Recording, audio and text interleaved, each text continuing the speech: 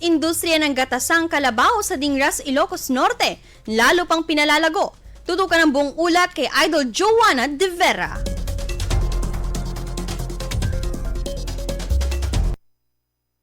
Isang hakbang tungo sa pagpapalakas ng kabuhayan at pagpapaunlad ng industriya ng paggagatas ng kalabaw ang isinagawa matapos ipagkatiwala ng Department of Agriculture, Philippine Carabao Center at Mariano Marcos State University ang 25 gatasang kalabaw sa Kasaka Sustainable Livelihood Program Association noong July 24, 2026. Ang 25 benepisyaryong miyembro ng samahan ay inaasahang magkakaroon ng dagdag na pinagkakakitaan mula sa produksyon ng gatas ng kalabaw, kasabay ng kanilang umiiral na integrated farm na pinondohan ng Sustainable Livelihood Program ng DSWD Field Office 1 noong nakaraang taon. Tumanggap ang samahan ng panimulang kapital na 500,000 pesos para sa pagpapatupad ng kanilang mga proyektong pangkabuhayan, kabilang ang pagtatanim ng gulay. Bahagi din ito na mas malawak pa na programa upang palawakin ng buffalo-based livelihood sa bayan ng Dingras. Noong Abril taong kasalukuyan, tumanggap din ang Team Puyog de San Marcelino SLPA Incorporated ng 29 na gatasang kalabaw mula sa DAPCC. Sa pamamagitan ng patuloy na pakikipagtulungan ng mga ahensya ng pamahalaan at mga samahang pangkabuhayan, inaasahang mas mapapalakas ang produksyon ng gatas ng kalabaw, madaragdagan ang kita ng mga benepisyaryo at higit pang maitatatag ang Dingras bilang sentro ng buffalo-based livelihood sa Rehiyon 1. Kasama mula dito sa IFM Dagupan, ito si Idol Joanna De Vera,